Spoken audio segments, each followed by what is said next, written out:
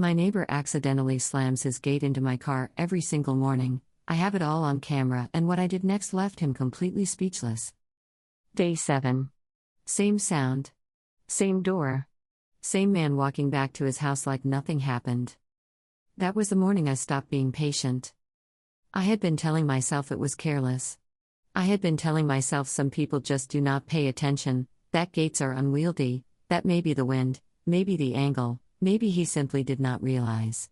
7 mornings in a row I had told myself these things while standing in my driveway looking at a new mark on my passenger door that had not been there the night before. But day 7 was different. Because on day 7 I was watching from my window when it happened. And what I saw removed every explanation I had been offering him in the privacy of my own generous mind. He put his hand on the gate. He looked directly at my car. He paused. 1 full second of stillness, the kind that only exists when someone is making a decision, not navigating carelessly. Then he swung it. The sound of metal on metal traveled across the driveway and through my window glass and landed somewhere in my chest that woke something up. He was not careless. He was deliberate. And he had been deliberate every single morning for 7 days while smiling at me across the fence like a man with a completely clear conscience. I ordered a camera that afternoon. Had it mounted and running by the following morning. And then I did something that I think changed everything about how this ended. I said nothing. I smiled back. I waved when he waved. I performed the neighbor I had been before day 7 while the camera recorded everything he did not know was being recorded. Let me tell you about Gerald before I tell you what I did with the footage. Because Gerald is not a cartoon. He is not simply a bad person who does bad things. What he has turned out to be considerably more complicated than that, and the complicated part is what made the ending of this story something I did not see coming even after I thought I had seen everything. I bought my house 18 months ago. 6 years of saving. 11 months of searching. A corner lot with a driveway running along the property line I share with Gerald on the left. He had been there 12 years. When I moved in, he was pleasant in the surface way that I now understand was never warmth but was performance, the kind of pleasant that a person maintains when they have decided on a public position and are disciplined enough to hold it regardless of what is underneath. He helped me find the water shutoff valve my first week. I thanked him and meant it. He smiled and I believed the smile.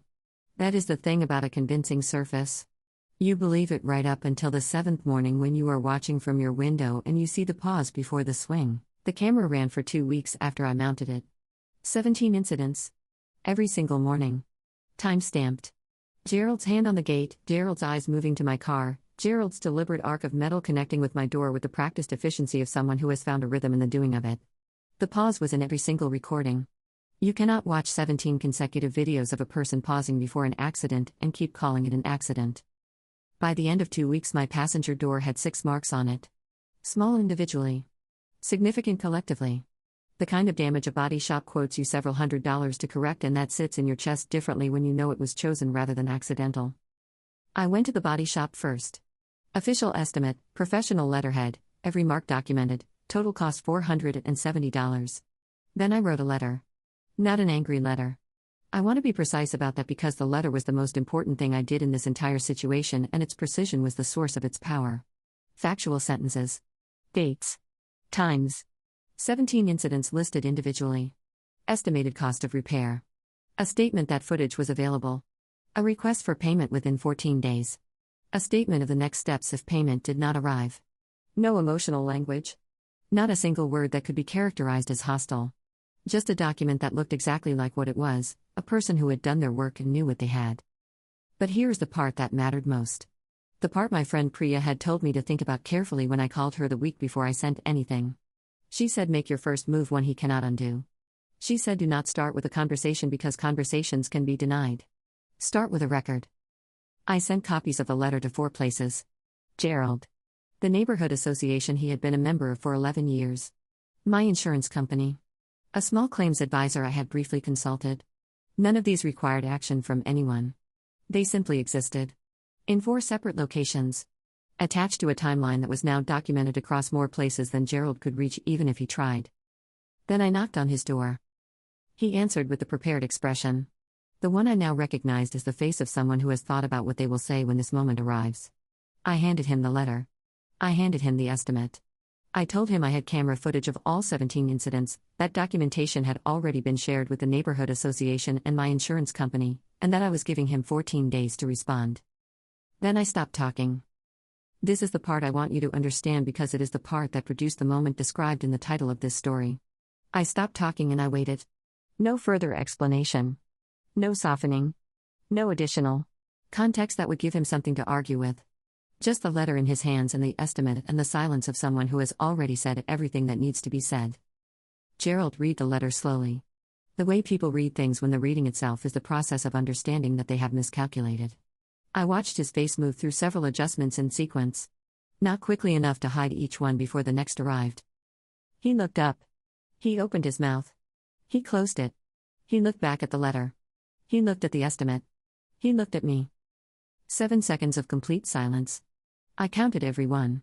The silence of a man who arrived at this doorstep with a position and discovered the conversation had already moved somewhere his position did not reach. He said 4 words. I need to think. I said 2. 14 days. I walked back to my house without looking back. I sat down at my kitchen table and I felt something I had not felt in 3 weeks. Not satisfaction exactly. Something quieter than that. The feeling of a situation that has been handled correctly. Not aggressively. Not emotionally. Correctly. But what happened in the 14 days that followed was not what I expected. Because on day 11 a woman I had never spoken to knocked on my door and told me something that changed the entire shape of what I thought I was in the middle of. And what she told me was not about the gate at all. Her name was Patricia. 3 houses down. Knocked on my door at 4 in the afternoon on day 11 with the specific energy of someone who has given themselves a task they find uncomfortable but necessary. She asked if she could come in. I said yes. She sat at my kitchen table and she did not ease into it. She said, Gerald has been talking about you since 2 months after you moved in. I thought you should know. Not loudly. Not in any forum that created a record. In the quiet way that information moves on streets where people have known each other for years and extend each other the trust of long proximity. He had been calling me difficult. Particular. Complicated. Nothing specific enough to confront directly. Enough to build a background impression in the people who heard it across 16 months of ordinary neighborhood interaction. I asked her why she was telling me now.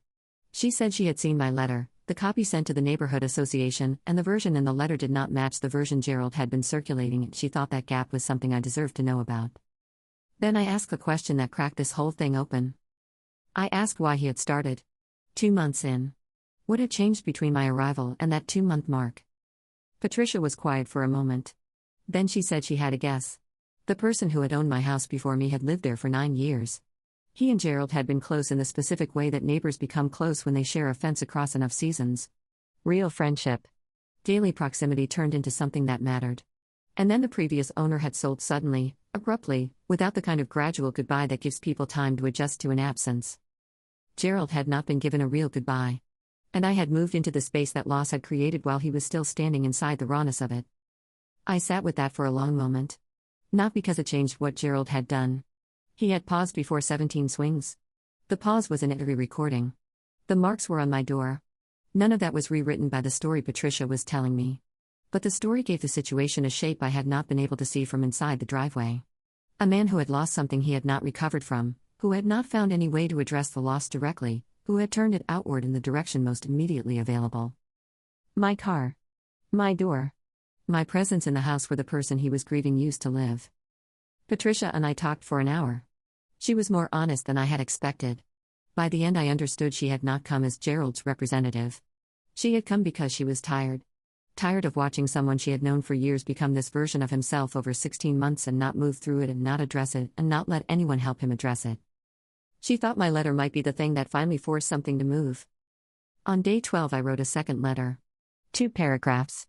The first said my request for $470 remained in effect and my documentation remained available. The second paragraph said I had learned something about the person who had lived in my house before me and the friendship they had shared, and that I was sorry for a loss I had not known about when I arrived. Not because it changed anything. Because it was the true thing, and saying the true thing felt more important than the strategic thing in that moment. I slid it under his door. I did not knock. He knocked on mine the next morning. Day 13. The prepared expression was gone. He was just a man standing on my doorstep with something he had clearly spent 12 days working toward being able to say. He said he would pay for the door. He said he would transfer the money by the end of the week. He said he was sorry in the way that sorry sounds when it comes from somewhere real rather than somewhere strategic. I said I appreciated it. I meant it. Then he said a name. The previous owner. He said it quietly like a thing he had been carrying in his mouth for 16 months and was finally putting down somewhere outside himself. He said they had been friends for 9 years. He said the sale had been sudden. He said he understood none of that was my problem. He said he had handled it very badly and in a direction that made no sense and that he was sorry for that too. I stood in my doorway and listened to a man explain grief to me in the specific, inarticulate way of someone who has not talked about something properly and has been carrying it in a compressed and pressurized place for too long. It was not a comfortable conversation. I had not scheduled it. I had not prepared for it. It was just what was actually present between two people who had been on the wrong side of a fence for 16 months and were standing, for the first time, on the same side. I did not tell him I fully understood. I have not lost a 9-year friendship to an abrupt and commentated departure, and I do not know what that costs. But I told him I had heard him. And I told him the street was long enough for both of us and I was not going anywhere. He transferred $470 on Friday. Exact amount. No negotiation.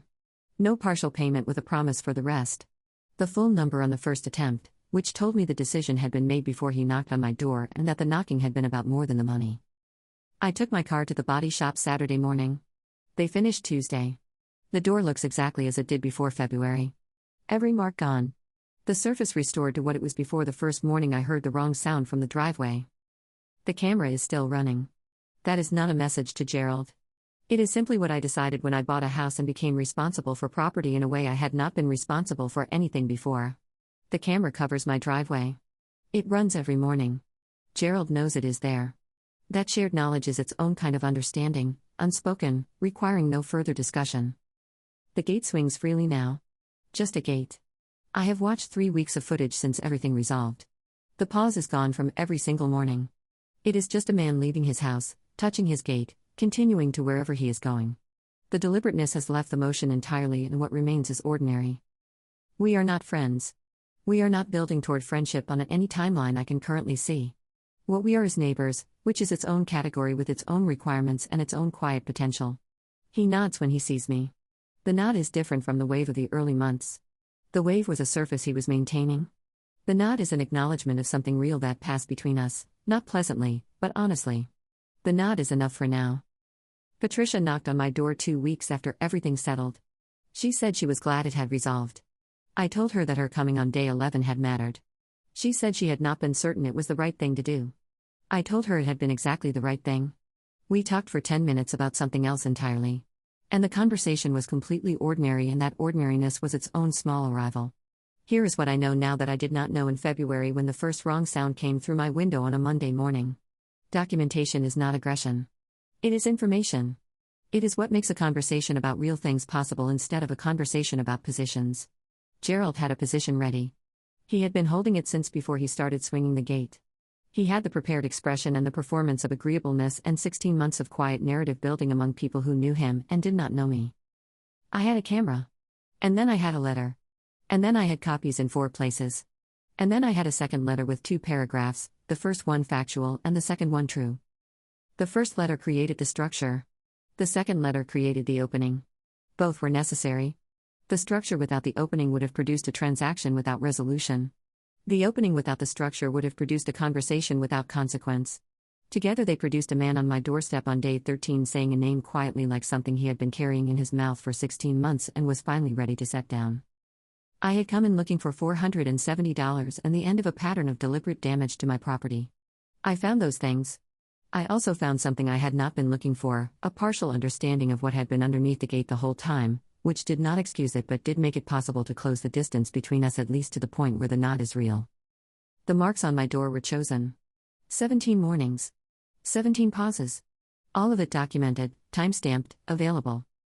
And underneath all 17 mornings was a man who had lost something and had not found the right direction to carry that loss and had turned it somewhere it did not belong. The camera saw the hand.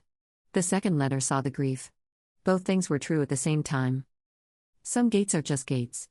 And some hands, when they finally stop swinging, are holding something entirely different from what they appeared to be holding from a window on a Monday morning in February. Know what you are dealing with. Document before you confront. Make your first move one that cannot be undone.